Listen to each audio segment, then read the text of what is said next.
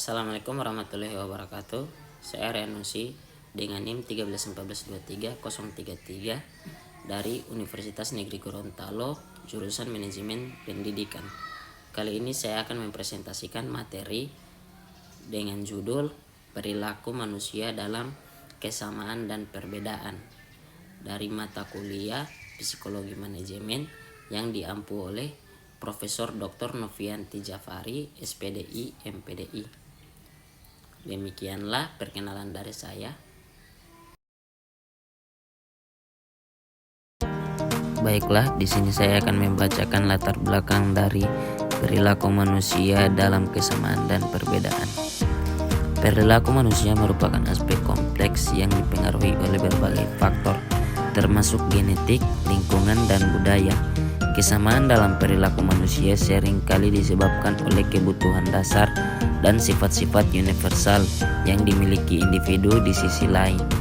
Perbedaan perilaku manusia mencerminkan keunikan budaya, pengalaman hidup, dan pengaruh sosial yang berbeda-beda. Memahami kesamaan dan perbedaan dalam perilaku manusia penting untuk mengelola interaksi sosial kerjasama, serta menghindari konflik antar kelompok dan individu.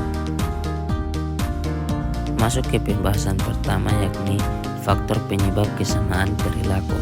Pembahasan mengenai faktor-faktor yang menyebabkan kesamaan dalam perilaku manusia, termasuk kebutuhan dasar, sifat-sifat universal, dan kecenderungan evolusioner. Kesamaan dalam perilaku manusia dapat dipahami melalui berbagai faktor yang mendasarinya.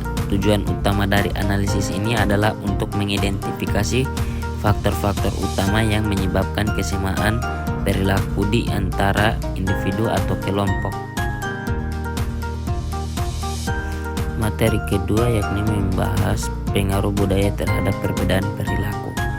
Analisis mengenai bagaimana budaya membentuk norma, nilai, dan perilaku yang berbeda-beda di antara individu dan kelompok. Budaya memainkan peran yang sangat penting dalam membentuk perilaku individu dan kelompok. Budaya adalah sekumpulan nilai, norma kepercayaan, dan praktik yang diwariskan dari suatu generasi ke generasi berikutnya dalam suatu komunitas. Karena setiap budaya memiliki sistem nilai dan norma yang berbeda, hal ini menyebabkan adanya variasi perilaku di antara individu dari budaya yang berbeda. Selanjutnya materi ketiga yakni membahas interaksi genetik dan lingkungan dalam pembentukan perilaku. Penjelasan mengenai bagaimana faktor genetik dan lingkungan berinteraksi dalam proses pembentukan perilaku manusia. Perilaku manusia merupakan hasil dari interaksi kompleks antara faktor genetik dan lingkungan. Kedua faktor ini saling mempengaruhi dan berkontribusi pada pembentukan karakteristik perilaku individu.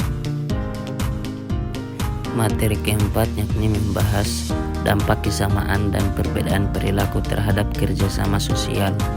Pembahasan mengenai bagaimana kesamaan dan perbedaan perilaku dapat mempengaruhi efektivitas kerjasama dalam konteks sosial dan organisasi. Kerjasama sosial merupakan aspek krusial dalam kehidupan berkelompok, baik dalam konteks keluarga, komunitas, maupun organisasi. Kesamaan dan perbedaan perilaku antara individu dapat mempengaruhi bagaimana kerjasama sosial terjalin dan efektif.